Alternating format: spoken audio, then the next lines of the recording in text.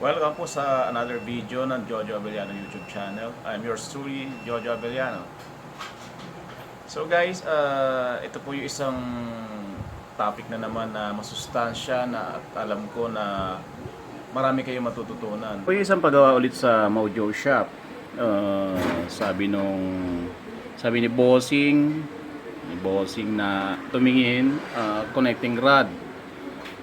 Sorry po, medyo nagkamali po ng diagnose si boss.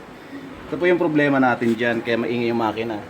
Well, by the way, pag upper po ang ingay, hindi po agad-agad connecting rod dyan.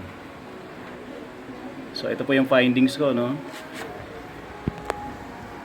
Ito si rocker arm.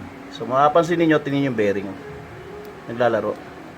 So kahit anong adjust po natin sa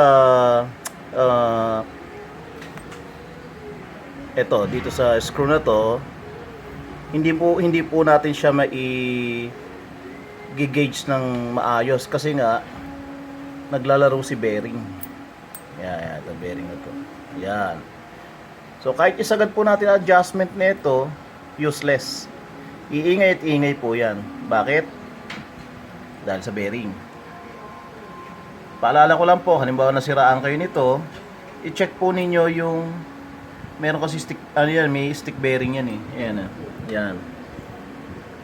Basta kumalas po yan, tingnan nyo po sa loob to. Baka maiwan, matukuran ng ibang pyesa o ng granahe, disgrasya po ang makina natin. So far, yan, nakuha ko 2 piraso. So, malamang ang bagsak nito, si strainer. Yan. Yan ang lalandingan yan. So meron tayong natitirang mga estimate ko dyan, siguro mga 6 or 8. So missing yung 6. So nandun po yan si strainer. Yan, yung stick bearing na yan. So chinek natin yung camshaft. Ito si camshaft. Ay, lumabas. So yung camshaft natin wala pong marking, so good siya. So hindi natin kailangan palitan. Okay, start tayo ha.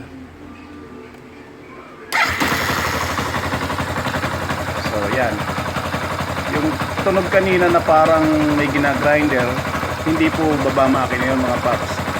Yung rocker arm na problema, since na maluwag po ang bearing, talagang maingay po talaga yon. Pero hindi gaya ng tunog ng connecting rod problem. Iba po kasi ang tunog ng connecting rod dito sa pang-top. Nandun po sa previous videos ko sa YouTube channel, Jojo Abellano YouTube channel. Kung gusto nyo po matuto ng mga konting mechanic jobs about LC, subscribe po kayo at panoorin nyo yung mga video ko ron. Marami po kayong masustansyang matututunan sa vlog ko na yun. Maraming salamat po sa panonood ng Jojo Abellano YouTube channel. Sana kahit pa paano nakatulong po yung vlog ko about Yamaha SC motorcycle. Watch po kayo and subscribe na rin po para hindi po kayo nahuhuli sa mga latest video na gagawin ko. Once again guys, keep safe, ride safe, and God bless us.